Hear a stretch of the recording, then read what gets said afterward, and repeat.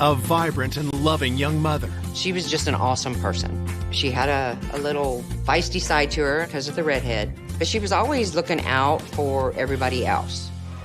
Is found savagely murdered inside an office building washroom. There was insulated electrical wire used to strangle her. It appears that there had been a sexual assault. Detectives pursue multiple suspects. There were problems with the marriage. They had had issues. They had been arguing. He was in the building the night she was killed. His prints matched the prints inside the bathroom stall. And hunt down an elusive killer. We talked to the attorney who states that he is probably somewhere in South America. I said, okay, where's he at? Can we get him? That no one could have imagined. I was in shock. I couldn't believe it. It was very unexpected to see him as the actual killer.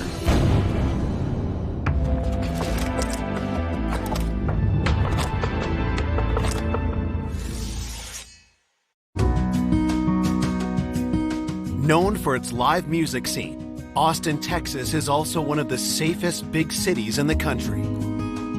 Austin's kind of one of those cool vibe cities, and it's just a very good mix of people. There's a lot of green belts and parks and creeks and trails. It's a really neat place to live. Austin has not had the kind of crime and the volume of crime as other large cities.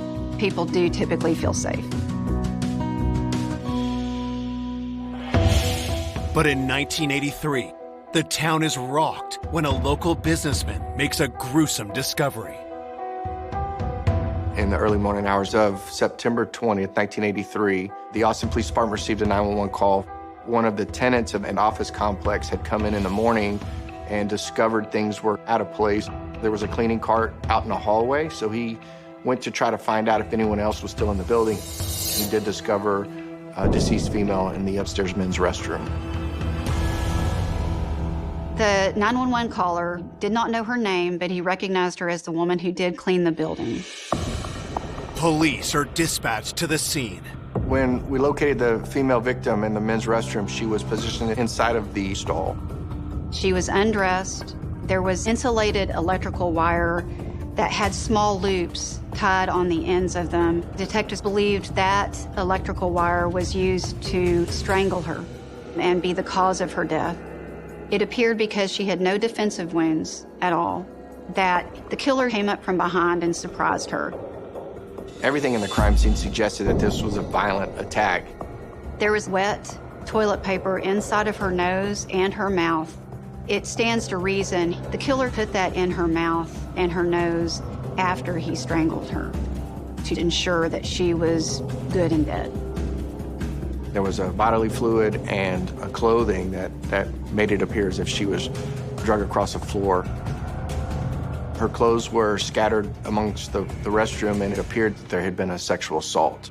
The victim was identified by an ID that was found inside of her purse.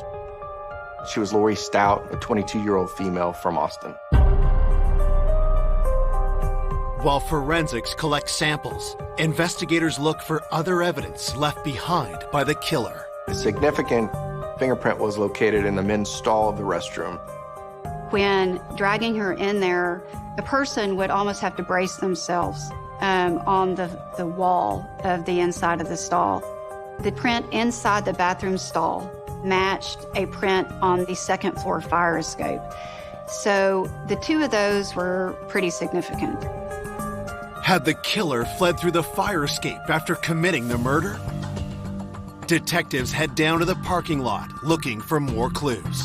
They found that there was a spool that was used for insulated electrical wiring inside the dumpster. They also found some looser pieces of the same type of wiring that was used to kill the victim. Detectives bag the items for analysis. Back inside, police start piecing together a theory of who could have committed this horrible act. The fact that the victim was killed inside the building in the middle of the night suggested that whoever did this had access or a key to get in it. Detectives canvass the building and talk to employees, but determined that no one had seen anything suspicious. We were able to talk with 2 witnesses that saw Lori at about 12:30 a.m. as they locked up and secured the building and left.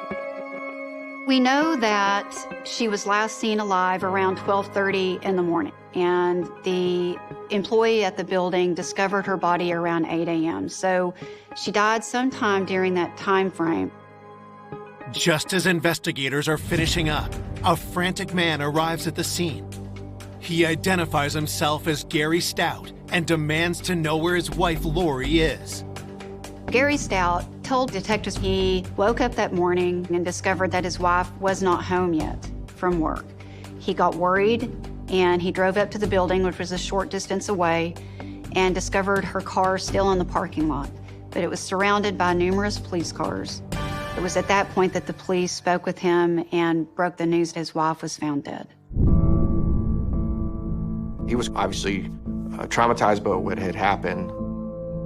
As police take Gary down to the station for questioning, the devastating news soon spreads to the rest of Lori's family. I was in shock. I couldn't believe it. My whole world changed. I no longer had my confidant, no longer had my best friend. It was horrible, horrible. When we found out that Lori had been killed, it was a big impact. It was overwhelming. Born in Arlington, Virginia in 1960, Lori Coffey was a naturally warm and caring soul. Lori was the oldest of Lori, myself, and TJ, but she was kind of the mother hen of us all. She had a little feisty side to her, and I think maybe because of the redhead, but she was always looking out for everybody else. She was just an awesome person. She really, truly was. Lori was the leader of us 3 Musketeers, me, Beverly, and Lori. And she kept us going. After moving to Austin with her mother and siblings, in 1977, Lori met Gary Stout, who worked logistics for the military. It all flourished very fast. She was so giddy about Gary, and they fell in love. All in all, he just seemed like a good guy. So we were all, okay, so this is it. After a whirlwind courtship, Lori and Gary married the following year. 3 years later, Lori became pregnant. She was over the moon, very, very happy. I mean, that's what she wanted. She wanted to be married, start having a family, and she was on her way. But Lori is soon forced to face the harsh realities of military family life. Gary got orders to go to Belgium. She was very sad. Lori was sad that Gary was gone overseas, and here she was facing having a baby on her own at home. On January 26, 1982, while Gary is away, Lori gives birth to a baby girl. Lori had a really easy labor, and, now we have this little baby, and, of course, she was ecstatic. I think that she very much enjoyed being a mother. I think that she experienced probably the happiest months of her life after I was born. In order to spend more time with his family, Gary left the military and took a job as a maintenance worker in the same building where Lori worked nights as a cleaner. She was very excited that he was coming home. That's all she wanted, just to be a mom and wife, homemaker. With her life finally on track, how did this loving young mother become the victim of a cold-blooded killer? As with any investigation, you have to look at those that are closest to the victim and those that have motive. As an employee of the building, a maintenance worker there, Gary had access. Down at the station, police questioned Gary about his marriage to Lori. When we asked him about any problems in the relationship, he quickly admitted that they had had issues, they had been arguing, and were unhappy. Detectives discovered that Lori actually went and stayed with her sister, Beverly, shortly before the murder happened because of a really big argument that she had with Gary. Things were not going all that well for her and Gary, and she was miserable. This definitely created a concern that there were problems with the marriage. So knowing that he has access and motive, it raises the level of suspicion that he could have been involved in this crime. Coming up, detectives uncover disturbing secrets. He wasn't happy in his relationship, and he admitted that he was looking at leaving her. Lori's family felt very strongly that he was the killer. Before a shocking tip takes police in a whole new direction. We received information from a female victim of a man that committed a similar attack against her. This is a big turning point in the investigation. Could this be a serial rapist? Could it be a serial murder?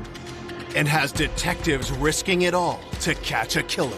He knew it was going to have to be something big for us to find him. We were holding our breath. We weren't sure it was going to happen.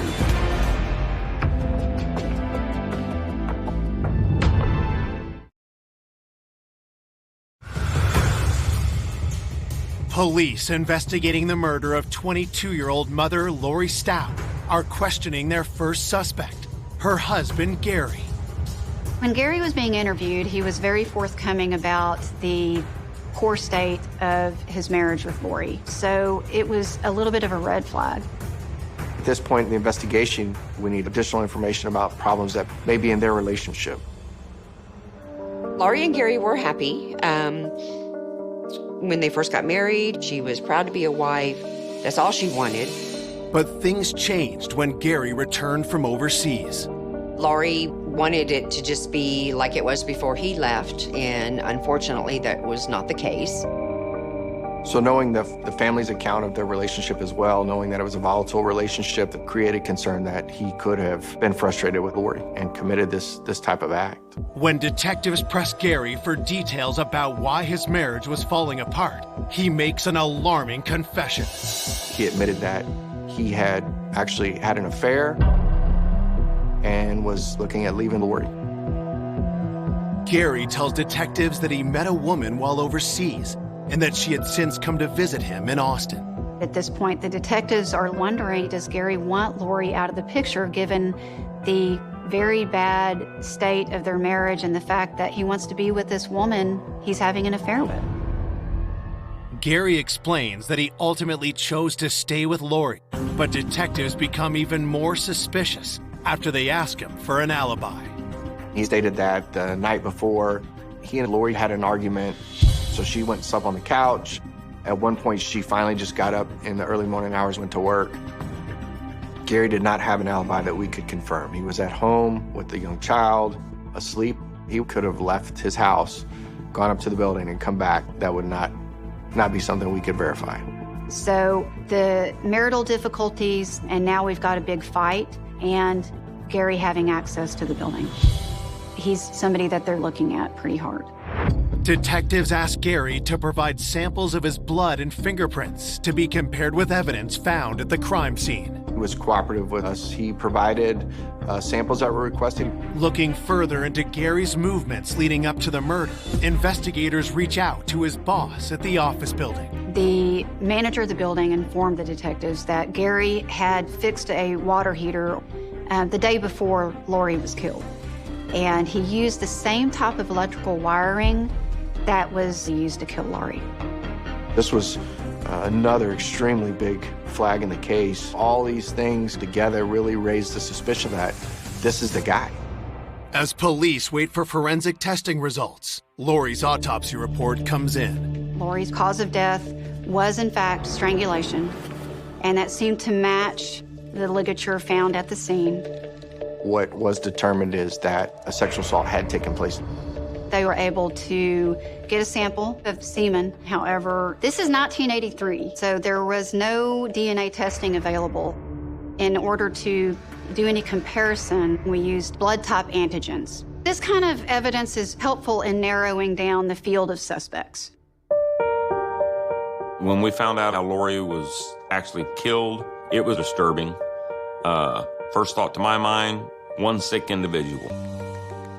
One very sick individual that did it. Pure evil. Absolute pure evil.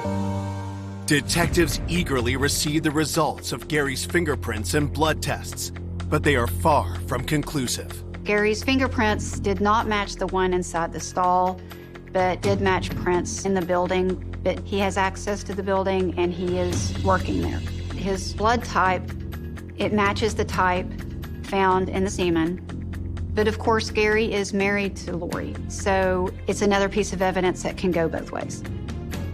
Ultimately, we couldn't use fingerprints or any blood work to exclude him.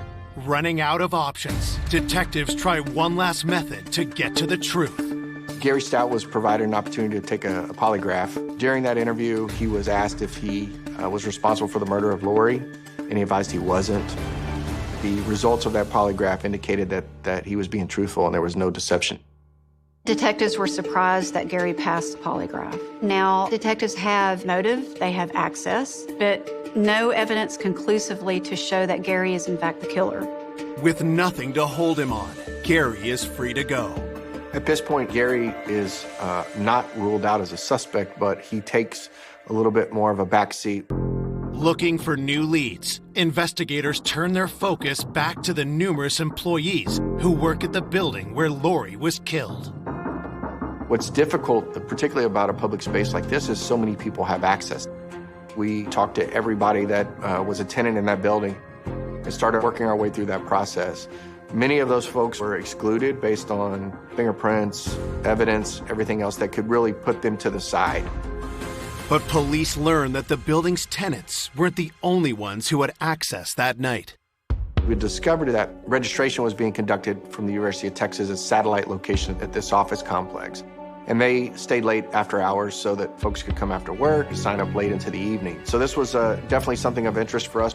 Detectives were able to get the names of the male students who had gone in that night, and they had them come down to the police department and they got fingerprints of these individuals. Police processed the fingerprints of over a dozen students and receive an alarming result. We were able to rule everyone out on the list with the exception of one. We had a fingerprint inside the men's restroom as well as a fire escape door. So this person is somebody we want to talk to and interview.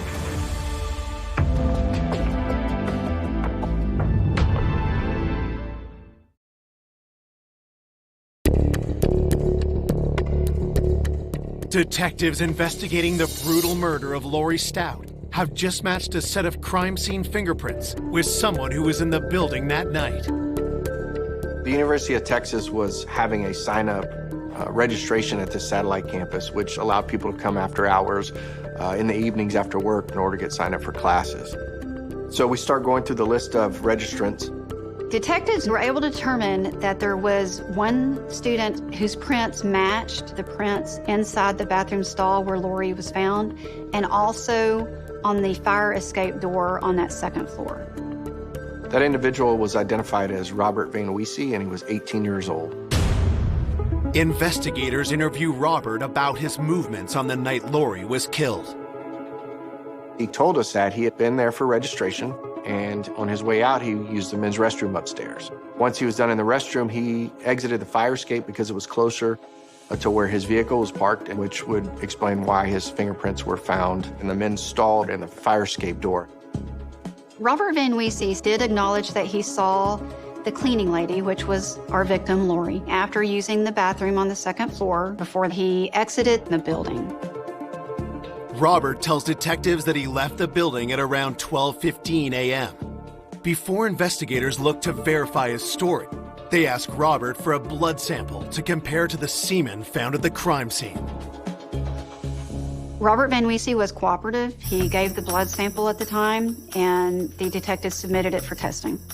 There is nothing that we discover on Robert Van Weese's criminal history or anything else that causes concern. It appears he's had no contact with law enforcement and no violent offenses in the past. He came from a family that is very well respected.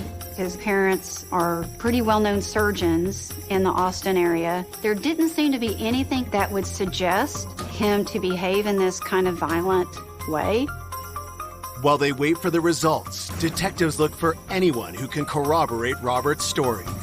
Detectives interviewed 2 employees of the education office, and they confirmed that they saw Robert Van Weese leave the building at 12:15. We know Lori was still alive because there were witnesses that confirmed she was alive at 12:30. With Robert looking less and less like a viable suspect, his blood test results come in. The analysis of the blood sample told us that Robert was not a match to the bodily fluids found at the crime scene. The discovery means there is no hard evidence against Robert, and they are forced to let him go. Robert Vanuisi was ruled out in a Mula sa Pure Foods, hari ng kusina. Enjoy easy, meaty, ihaw, sarap in minutes. eliminated as a suspect. With no new leads, the investigation falters. As weeks pass with no arrests, fear in the community grows. The nature of the crime had created a lot of panic for residents, particularly females. It was difficult because there was no resolution. It left a lot of fear in the community. The police felt pressure to find out who was responsible for Lori's death. I mean, this was a totally innocent mother, 22 years old, taken from her family in a very violent attack.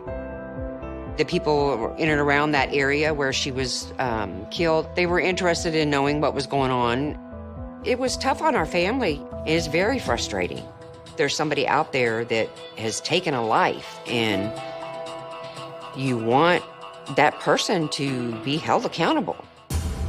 Anytime there's a crime committed like this, there's an inherent pressure to solve it, to try to bring some closure and some comfort to the family and to the community.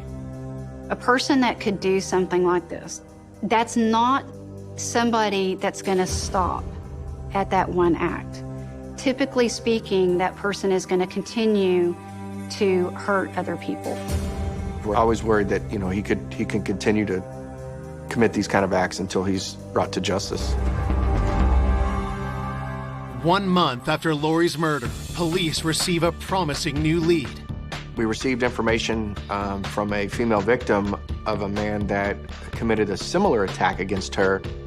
The victim was sexually assaulted and strangled, but she was able to get away. He mistakenly thought she was dead, and she was able to identify him. That person's name was Daryl Kemp. Daryl Kemp at that point was in prison, but he was not in prison at the time that Lori was killed. And so we started looking into this. We evaluated the information and started to determine if this could potentially be a suspect in this case.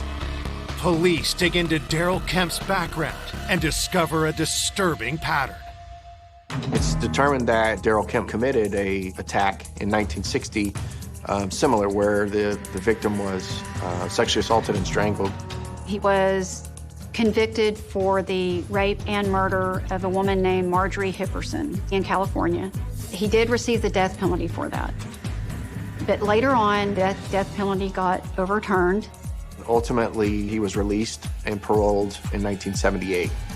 That's when Daryl Kemp moved to Austin. His MO matched. He's killed in this fashion before, and he was in Austin at the time. So this is going to be somebody that detectives look at pretty intently. Could this be a serial rapist? Could it be a serial murder? We had questions that we needed to get answers to.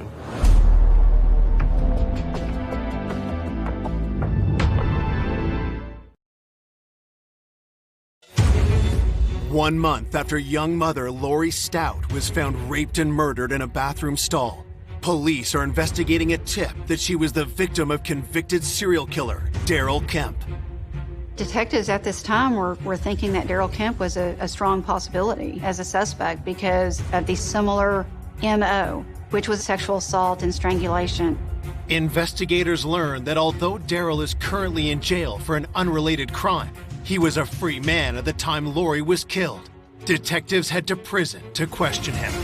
The difficult part about interviewing somebody like Daryl Kemp is he's obviously been down this road before. He's got knowledge of how investigations work, and so information may be withheld or may not be genuine in his responses based on where he thinks or feels like your questions are leading him. Detectives start by questioning Daryl about where he was around the time of Lori's murder. They're asking him questions that would help tie him or connect him to the area that the building was located in. They asked if he knew where this building was, where he lived, basically to try to put him in a geographical area, figure out where he frequented. Daryl tells investigators he wasn't near the office building where Lori was killed and has no ties to the area. Daryl Kemp was asked if he was familiar with Lori Stout. He said he wasn't. Things that we're trying to pay attention to is whether his statements are truthful. Does his body language support his statement? Does it appear he's being deceptive? And is he forthcoming with his answers? Not trusting the word of a convicted killer, detectives shift gears. He was asked if he would take a polygraph. He hesitated with that because he didn't trust polygraphs. He is not cooperative at all. It's the same story when investigators ask him for his fingerprints and a blood sample. Again, he was very uncooperative. Based on all the evidence collected, we had enough information to obtain a warrant. Police collect Daryl's samples and eagerly wait for the results. When the results of the analysis were returned, it was determined that he was not the suspect in this murder. It's very difficult and frustrating because we're at a stalling point again. With no other leads, the case once again hits a wall. As the months turn into years, Lori's loved ones struggle with the lack of closure. Why are we not getting any answers? Give us something. I myself have been lost without her. Every time October 1st rolls around, first thing I think is, it's Lori's birthday. Anytime when September comes around, when she was taken from us, it's not good. The suspicion that Lori's husband Gary was the killer continues to linger and causes a deep divide. My mother's family, even members of his own family, believed that my dad was involved. We all still had that suspicion that Gary had something to do with it. Eventually, Gary takes Dale and moves out of state. Gary, he didn't want to have anything else to do with us. So it was like, oh my God, now we can't see Dale. I lost my sister, but I also lost that connection with my niece. Being so young, she didn't really remember her mom. So it was probably quite hard on Dale. When I was growing up, there weren't a whole lot of conversations about my mother. It was just the understanding of she wasn't there anymore. As Dale grows older, she begins to ask questions. My dad did not like talking about it. I did not have a family member sit me down and explain to me that this is what had happened to her. It wasn't until I got older, got access to the internet, that's when I learned that she was attacked, that she had been strangled, that she had been raped, and then she had been murdered. It was very overwhelming finding out about it in that way. Lori's family continues to push for her killer to be brought to justice. We never gave up hope. We tried to keep it fresh and focused on it. We were constantly checking in. We had to get this case closed to help give our family a little peace. It was overwhelming. The pressure finally pays off. And in 1992, nearly 10 years after Lori's murder, a new team of detectives reopen her case. Now we have new eyes looking at everything. They look at the crime scene photos. They read all the police reports. They look at the various people that were interviewed. Part of that process is to go back and look at old evidence. Are there things now that are available to law enforcement that weren't previously available? Is there testing that can be done? Now we're in 1992, so we have DNA testing, which is much more powerful. With that in mind, investigators revisit their prime suspect, Lori's husband, Gary Stout. So Gary was contacted again and provided a DNA sample, which was compared to that obtained at the crime scene. Police are hopeful that they'll finally have the evidence they need to make an arrest. But when the results come back, they are shocked at what they reveal. It was determined that Gary was not a match. So officially, he could be ruled out as a suspect and remove the cloud of doubt that had been hanging over his head for some period of time. I do believe that my father felt relief, but it was very difficult for him to talk about. With Gary cleared, cold case detectives go back over the old files, line by line. With any review of a case, you look at who's been interviewed, who's been eliminated, and what was discovered is that one of the reports that was provided as far as the blood typing seemed to have an error. The documentation that was used to finalize the forensic report that excluded a suspect actually showed that there was a clerical error in that lab report. And that particular suspect should have been included as a suspect, not excluded. This is a big turning point in the investigation.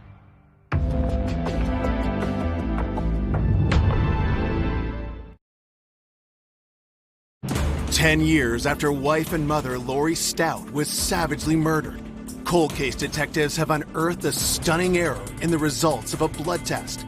That means a previously cleared suspect might not be innocent after all. What was discovered is that the report said the subject could be eliminated, but there was a clerical error in the document and it should have read that he could not be eliminated. This suspect is Robert Van Wiese, the 18-year-old University of Texas student. He was in the building the night Lori was killed, registering for a class, and he's the same person whose prints were found inside the bathroom stall and also on the second floor fire escape door. Detectives look into what Robert Van Wiese had been doing the last 10 years. Robert Van Wiese had no criminal history. Here we have this 18-year-old college student coming from a well-to-do family, parents who are professionals, seemed to have a very normal, happy upbringing. He was cooperative. So that all combined with the report that we received, naturally excluded him as a suspect. Could 18-year-old Robert really have committed such a brutal crime? In talking with witnesses, Robert Van Wiese is seen about 12:15 a.m. and leaving at about 12:30. They see Lori in the building by herself. Detectives re-examine the fingerprints he left at the crime scene and notice something troubling. What they discover is that his story of exiting the building through that second floor fire escape door would naturally support fingerprints being left on the inside of that door, as if you're pushing it open to leave. But some prints of his are found on the door handle on the exterior of the door, as if you're opening it to enter the building. What this told us is that he had obviously left the building, but he had also come back in. He would have been able to re-enter it through that same door if he had propped it open with something. The discoveries mean investigators need to talk to Robert, but there's a problem. We try to locate Robert Van Wiese, but we're not able to. We reach out to family members who are not cooperative. They provide an attorney's contact. We talk to the attorney who states that Robert Van Wiese is probably somewhere in South America. All evidence up to that point showed he was in the Austin area, and then he likely finds out that he, once again, is a suspect, and now we have DNA testing capability, so he flees. Fearing Robert has left the country, detectives scramble to find him. They interview dozens of his friends and family members, but no one is willing to cooperate. Before they can launch an all-out search, detectives still need more proof that Robert's the killer. So they come up with a plan to obtain his DNA. With Robert Van Wiese having fled, we cannot get a sample from him, but what we are able to do is get what's called YSTR testing accomplished. And that's familial DNA, and it's specific to the Y chromosome that all brothers and fathers would share. So since Robert Van Wiese has brothers in the Austin area, that's something we can actually test. In order to obtain the sample, detectives conducted surveillance with family members, and at one point they observed one of the brothers discard trash and retrieve it. Trash is not something you need to get a search warrant for because it's what's deemed abandoned. So detectives take specific items that would gather DNA evidence, like razor blades and toothpicks, and they conduct YSTR testing. When the DNA tests come back, the results are conclusive. And lo and behold, it's a match. Finally, we're able to make a direct connection with Robert Van Wiese to the DNA found at the crime scene. It was surprising to know that a young male coming from the background that he did had the ability to do this at such a young age. There were no red flags with him. And so it was very unexpected to see him as the actual killer. We finally had a name. I just totally broke down. And so you're trying to wrap your head around, how could an 18-year-old do something like this? It was shocking because I was 18 myself at the time. I would have never have had that cross my mind. I said, okay, where is he at? Can we get him? And then that's when we learned that he was gone. Robert Van Wiese is charged with murder and unlawful flight to avoid prosecution, and a warrant is issued for his arrest. Investigators team up with the FBI and launch an international manhunt. The Van Wiese family owned a lot of properties throughout Mexico. We conducted telephone toll analysis. We looked at financial records. We monitored travel of Van Wiese's family. We did a tremendous amount of ground surveillance on locations where we thought he might be. There were some tips that the FBI received or sightings of Van Wiese in Mexico in certain locations, but we weren't successful in locating him. Years pass with no sign of Robert, but detectives refuse to quit. All you want to do is bring the guy back so he can face justice and get some kind of closure for the victims. But even the FBI, we have limited access, limited resources, and Mexico is a big country. There's plenty of places for him to hide. It is very frustrating because for me, I've lived my entire life waiting for justice, but also very cognizant of the fact that it may never happen. Then in 2016, the hunt for Robert Van Wiese takes a promising turn. Van Wiese had been on the run for 20 years, so I knew it was going to have to be something big for us to find him. And so we discussed it, and we said, let's do it. Let's go for it. On December 13th, 2016, the FBI places Robert Van Wiese on their top 10 most wanted list. This was huge for our case because it brings awareness, but also that comes with a $100,000 reward. So it was exciting to know that we're making traction. Once we announced his addition to the FBI's 10 most wanted list, we again interviewed people that knew him and possibly knew where he was. Probably the most important interview was with Van Wiese's mother. We said, Robert is going to be arrested. He is coming home. The safest way is to turn himself in. I think the mother realized with the $100,000 reward, his name on the 10 most wanted list, that it was going to be insurmountable that he was going to get arrested. The pressure pays off, and a phone call comes in that changes everything. Robert Van Wiese's attorney contacted the district attorney's office to let them know that he wants to turn himself in.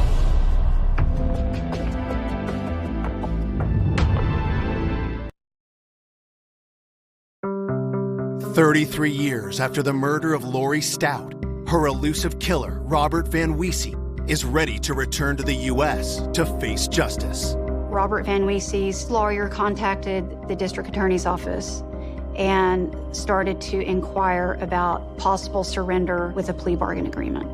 Typically speaking, when someone is a fugitive, we do not negotiate, but circumstances in this situation are quite unique. Mexico will not agree to extradite to Texas if the death penalty is on the table. So we will not get him in our hands if he's arrested in Mexico unless we agree to not have death penalty on the table. Wanting a swift resolution, the district attorney negotiates a deal. Van Wiese would agree to turn himself in, and they agreed to 30 years in prison.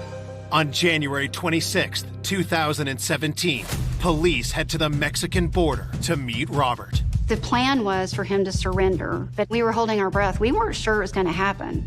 We're anxious that this is finally going to take place, but until we have Robert Van Wiese in physical custody, we can't let our guard down. The arrangement was that he would meet us at the halfway point on the pedestrian bridge. There's a line in the middle. On one side says Mexico, on the other side says United States. He was to meet us there at 1 o'clock. He didn't show up. As the minutes tick by, investigators start to worry they've been duped. We had assurances from the attorney that he would show up, but at any point during that time, he could have turned around and changed his mind, and there was nothing we could have done. At 1:36 p.m., a lone figure approaches the border. He walked up very slowly, stopped at the line. He introduced himself as Robert Van Wiese, and I said to him, "You ready to turn yourself in?" He took a deep breath. He closed his eyes. He said, yes. I said, step on the cross. And he took one step over and he was arrested. Seeing him walk across that bridge and seeing law enforcement put handcuffs on him, it was extremely satisfying. There'd been so much work from so many different people over the years, that from 1983 up until 2017, now we have somebody that's accountable and be brought to justice. Was one of the most rewarding experiences in my career. I sent the picture to Dale and let her know we got him. And I get a text back that it apparently was Dale's birthday. So it was pretty emotional. She showed me a photo of Van Wiese being escorted into custody. It's kind of hard to believe that after all of these years that it would be that day of all days that he would turn himself in. It was, and it still is surreal that it finally did happen. I mean, it just emotions everywhere. I just can't, it's finally over. It's finally over. Finally over. The plea deal means Robert does not have to speak to investigators, leaving them to piece together how they believe the murder unfolded. He showed up that night to register for classes. He sees Lori as she's cleaning. It's possible that Robert Van Wiese and Lori Stout had an interaction as he passed her. Maybe she spoke to him. He goes to the bathroom, develops his plan on coming back in. He's opportunistic. The opportunity rose, and he left through that fire escape door on the second floor, propped it open. And once the other workers had all left, I think he came back in. When he came back in, he would have passed in the parking lot the dumpster that had some leftover electrical wiring that Gary Stout had used that day for the hot water heater, and grabbed it and went upstairs and then attacked her, raped her, and killed her. Lori was killed in probably one of the most personal, violent ways that someone can be killed. Robert Van Wiese is an extremely cold and calculating person. On March 28, 2017, Robert pleads guilty to Lori's murder and is sentenced to 30 years in prison. Lori's sister, Beverly, is there to deliver an emotional impact statement. I looked him right in the eye and told him what he had taken from our family and what it had done. And, I just told him I hope he rots in hell and gets to feel some of that terror that my sister felt that night. I know in my heart he is where he needs to be.